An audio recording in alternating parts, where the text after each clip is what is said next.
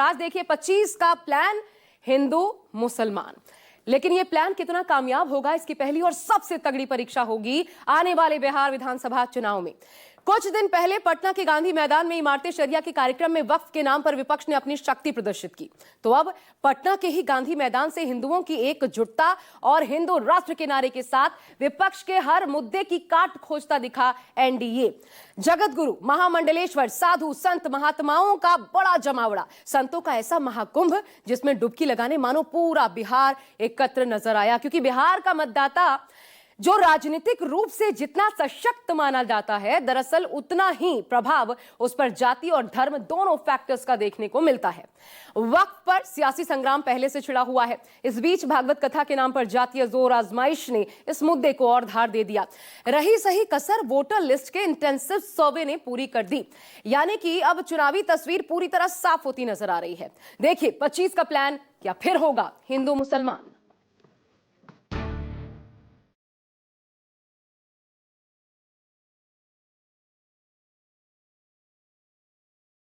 सनातन धर्म को जो बांटना चाहेगा, मेरी भविष्यवाणी है, वो स्वयं ही बट जाएगा।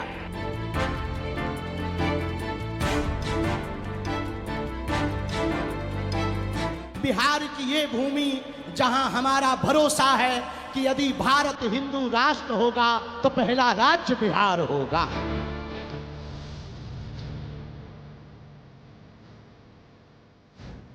चुनाव से पहले संतों का समागम, बिहार में शुरू हिंदू मुस्लिम वाला रण।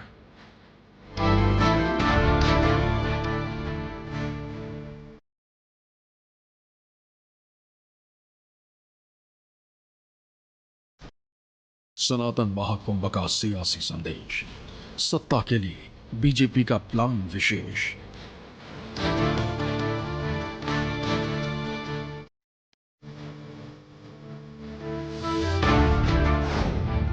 इंडिया ब्लॉक का मजबूत आधार, एनडीए ने अपनाया टेस्टेड हथियार।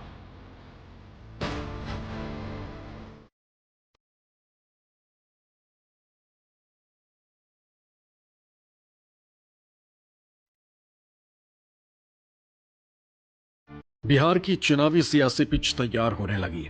फाइनल मुकाबला अपने नाम करने के लिए तमाम सियासी खिलाड़ी अपनी अपनी रणनीति के हिसाब से मैदान में उतरने लगे। इस बीच राजधानी पटना के गांधी मैदान में रविवार को हुए सनातन समागम ने प्रदेश का सियासी पारा हाई कर दिया। जगत गुरु स्वामी राम भद्राचार्य, बाबा बागेश्वर, परमहंस ज्ञानानंद जी महाराज, जगत गुरु अनंताचार्य जी महाराज, जगत गुरु श्री स्वरूपानंद सरस्वती, महामंडलेश्वर अरुण अवधूत गिरी, महामंडलेश्वर कैलासनंद गिरी, महामंडलेश्वर यतीन्द्रानंद गिरी और पुंडरीक जी महाराज की मौजूदगी में आयोजित संतों के इस महाकुंभ के क्या मायने, ये बताने से पहले आपको इस मंच से किए गए आह्वान सुनाते हैं। सबसे पहले आप बागेश्वर धाम सरकार को सुनिए। भारत को हिंदू राष्ट्र बनाने का सपना संजोए बाबा बागेश्वर ने बिहार की धरती से भी एक बड़ा ऐलान किया। बिहार की ये भूमि जहां हमारा भरोसा है कि यदि भारत हिंदू राष्ट्र होगा तो पहला राज्य बिहार होगा। हिंदुओं को घटने मत देना, हिंदुओं को कटने मत देना, हिंदुओं जात बात से ऊपर उठकर राष्ट्रवाद के लिए जीना। यदि राष्ट्रवाद के लिए नहीं जियोगे तो इस देश को बहुत सी ताकतें गजवाए हिंद बनाना चाहती हैं, और बिहार के पागलों, हमारा एक ही सपना है, भगवाए हिंद होना चाहिए। हम किसी मजहब के विरोधी नहीं हैं, न हमें मुसलमानों से दिक्कत है, न हमें ईसाइयों से दिक्कत है, हमें तो हिंदुओं में रहने वाले उन हिंदुओं से दिक्कत है जो जातियों के नाम पर हिंदुओं को लड़ाते हैं। इस आयोजन की अध्यक्षता पद्म भूषण जगत गुरु राम भद्राचार्य महाराज ने की। उन्होंने अपने संबोधन में सनातन के बहाने उन लोगों को लेकर बड़ी भविष्यवाणी की जो सनातन धर्म को बांटने की कोशिश करते हैं। सनातन धर्म को जो बांटना चाहेगा, मेरी भविष्यवाणी है, वो स्वयं ही बट जाएगा। सनातन धर्म को जो काटना चाहेगा, स्वयं कट जाएगा। सनातन धर्म को जो छांटना चाहेगा, स्वयं छट जाएगा। इतना ही नहीं, जगत गुरु राम भद्राचार्य ने बिना किसी का नाम लिए इशारों इशारों में ही विपक्षी दलों के उन नेताओं पर भी हमला बोला जो वक्फ के नाम पर राजनीति कर रहे हैं। इसी बिहार में वक्फ बोर्ड को समाप्त करने की मुहिम चलाई जा रही है, शरिया कानून को तोड़ने की मुहिम चलाई जा रही है। मैं घोषणा करता हूं कि मैं आचार्य हूं, अब वक्फ बोर्ड कभी नहीं हटेगा, शरिया कानून नहीं हटेगा, 370 धारा नहीं हटेगी।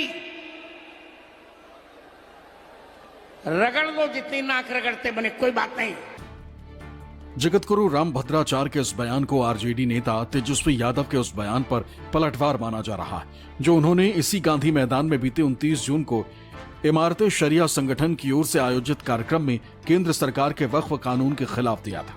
तेजस्वी ने कहा था कि अगर बिहार में उनकी सरकार बनती है तो फिर मोदी सरकार के वक्फ संशोधन कानून को निरस्त करते हुए कूड़ेदान में डाल दिया जाएगा। हमारे स्वतंत्रता संग्राम की लड़ाई में चाहे हिंदू हो, मुसलमान, सिख हो, ईसाई, सब लोगों ने इस देश की आजादी के लिए कुर्बानी देने का काम किया था। ये देश किसी के बाप का देश नहीं है, ये हम सबों का देश है। एनडीए भाजपा की सरकार जाने वाली है, गरीब आवाम की सरकार बनेगी तो इस बिल को, इस कानून को बिहार राज्य जो है कूड़े के दान में फेंकने का काम करेगा। बिहार में किसी भी कीमत पे इस कानून को हम लोग लागू नहीं होने देंगे। चूंकि बिहार का माहौल अभी चुनावी है, प्रदेश की सत्ता के शीर्ष पर बैठने के लिए सभी दलों के नेता अपनी पूरी ताकत झोंके हुए। उस पर भी जगत गुरु राम भद्राचार्य ने अपनी भविष्यवाणी की। मेरे प्राणधन भगवान राघव और मेरी भावना जगत में पुत्र वधू भगवती सीता का ये संकेत है कि अब यह बिहार हिंदू विरोधियों को सत्ता नहीं सौंपेगा। अब तो सत्ता उसी को मिलेगी जो हिंदुत्व के लिए संघर्ष करेगा। वैसे तो इस सनातन समागम को संतों का महाकुंभ बताया गया था, इसे किसी राजनीतिक पार्टी का कार्यक्रम नहीं बताया गया था, लेकिन मंच से जिस तरीके से जगत गुरु राम भद्राचार्य जी ने अपना संबोधन दिया और मंच पर बीजेपी के नेताओं की मौजूदगी रही, उससे इस सनातन समागम का भी सियासी ममीकरण निकाला जाने लगा है, क्योंकि यह कार्यक्रम बिहार की राजधानी पटना में चुनाव से ठीक 3 महीने पहले हुई है। भगवान परशुराम जन्मोत्सव के अवसर पर पटना में इस कार्यक्रम का आयोजन श्री राम कर्मभूमि न्यास के संरक्षण में किया गया था। पूर्व केंद्रीय मंत्री अश्विनी चौबे ने इसकी अगुवाई की। मैं पूरे देश में श्री राम कर्मभूमि न्यास का सनातन संघ भारत जन चेतना अभियान आज के बाद लगातार देश में घूम घूम कर सनातन का डंका बजाने का चाहते हैं कि भारत हिंदू राष्ट्र बने आने वाले दिनों में। Hindu is way of life, Hindu जीवन जीने की पद्धति है, हिंदू ही सनातन है और सारे जो लोग भारत के मूलवासी हैं वो सभी सनातनी हैं। हिंदू तो जीवन जीने की पद्धति है। सुप्रीम कोर्ट ने भी अपना वर्डिक्ट दिया है, Hindu is way of life. इसलिए हम सभी सनातनी हैं। ये भारतवर्ष नव भारतवर्ष की ओर चल रहा है, नया भारत के निर्माण के लिए हम लोग आगे बढ़ रहे हैं। जाहिर है इस कार्यक्रम के पीछे की पूरी मंशा चुनावी है और चुनाव से पहले हिंदू वोटर्स को लामबंद करना एक बड़ा मकसद है, यानी ध्रुवीकरण की राजनीति को पूरी तरह से सेट करना। इसका अंदाजा इस बात से भी लगा सकते हैं कि कार्यक्रम का उद्घाटन बिहार के राज्यपाल आरिफ मोहम्मद खान ने किया। मुख्यमंत्री नीतीश कुमार को भी इस समागम के मंच पर पहुंचना था, उन्हें भी आमंत्रित किया गया था, लेकिन कहा जा रहा है कि उन्होंने ऐन वक्त पर इस कार्यक्रम से दूरी बना ली। हालांकि डिप्टी सीएम विजय सिन्हा और सम्राट चौधरी जरूर पहुंचे। आज जो भारत का संविधान है, आज यदि संविधान लिखा जाता तो कोई व्यक्ति प्रभु श्री राम का नाम फोटो डालता, 1000 वर्ग प्रश्न उठते, लेकिन बाबा साहब अंबेडकर ने प्रभु श्री राम को संविधान के पहले पृष्ठ पर दिया, क्योंकि ये मर्यादा पुरुषोत्तम राम थे। अंदाजा लगा सकते हैं कि बीजेपी अभी से ही अपरोक्ष रूप से ही सही, लेकिन धर्म और धर्म गुरुओं को बिहार की सरजमीन पर उतारना शुरू कर चुकी। हालांकि ये कोई पहली मर्तबा नहीं है जब बीजेपी बिहार में हिंदू कार्ड के जरिए चुनावी वैतरणी पार करने की कोशिश में। इससे पहले 2015 के बिहार विधानसभा चुनाव में भी बीजेपी ने हिंदू कार्ड खेला था, लेकिन तब इनके साथ जेडीयू नहीं थी। यहां दिलचस्प यह है कि अब की बार के चुनाव में जब नीतीश कुमार बीजेपी के साथ खड़े हैं, तो फिर उन्हें हिंदुत्व का कार्ड चलने की जरूरत क्यों है? तो इसका जवाब यह है कि बीजेपी जानती है कि उम्र के जिस पड़ाव पर नीतीश कुमार हैं, वहां बहुत उम्मीद रखना सही नहीं होगा। ऊपर से वक्फ मामले में जेडीयू का बीजेपी के साथ खड़े रहना भी मुस्लिम वोटर भी नीतीश कुमार से दूर जा सकते हैं। लिहाजा बीजेपी अभी से ही धर्म के आधार पर अपना जनाधार खड़ा करना चाहती है। इसके लिए उसके निशाने पर हिंदू की वो जातियां हैं जो दबंग और राजनीतिक रूप से सशक्त होने के साथ सियासत में सक्रिय हैं। ऐसे में लव और कुश जाति काफी विशेष है। इधर बीजेपी के इस प्लान पर विपक्षी दल आरजेडी ने कड़ा हमला बोला है। आरजेडी ने कहा है कि बिहार में नफरत बांटने वालों का सपना कभी पूरा नहीं होगा।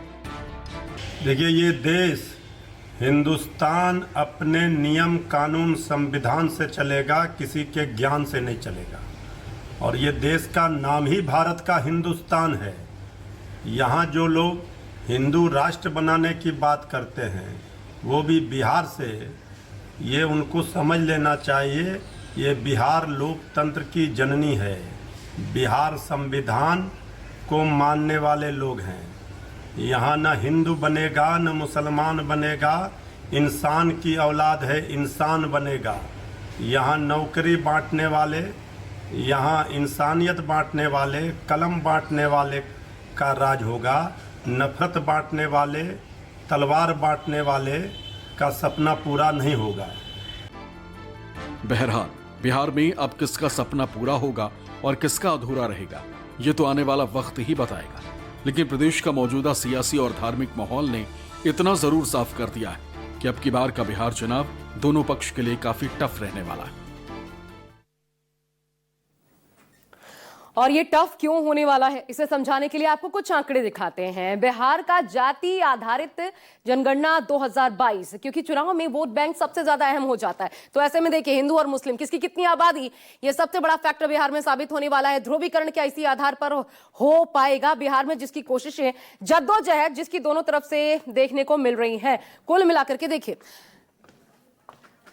अच्छा कुल मिलाकर के ये देखिए 81.99% हिंदू हैं, जबकि मुस्लिमों की बात करें तो 17.70% ये मुस्लिम आबादी। और यही धार्मिक समीकरण दोनों पक्षों के लिए ताकत भी है और कमजोरी भी है, और इसी पर काम हो रहा है दोनों तरफ से। अब ये ताकत और कमजोरी कैसे है वो भी समझिए, ये बड़ा इंटरेस्टिंग है, क्योंकि जहां पर नुकसान दिखता है वहीं पर फायदा भी नजर आता है, जहां पर फायदा होता है वहीं पर नुकसान भी नजर आता है। देखिए उम्मीद और ताकत हम आपको एक एक करके दिखाते हैं। ये देखिए एनडीए वर्सेस इंडिया, अगर आप देखें हिंदू वोटों से उम्मीद है, हिंदू वोटों से एनडीए को, तो इंडिया में देखिए एक तरफा मुस्लिम वोट, इससे एक बड़ी उम्मीद नजर आती है, और इसलिए लगातार वक्फ को हवा देने की कोशिश की जा रही है। दूसरी बड़ी बात, हिंदू वोटों में बिखराव का डर, इधर सिर्फ यादवों का एक मुश्त वोट है, क्योंकि बाकी जो हिंदू वोट है, अगर आरजेडी इंडिया गठबंधन को आप देखें तो उसमें छिटकाव भटकाव होता रहता है। इसको समेटने की कोशिश क्या जातीय गणना या फिर जात के नाम पर हो पाएगी?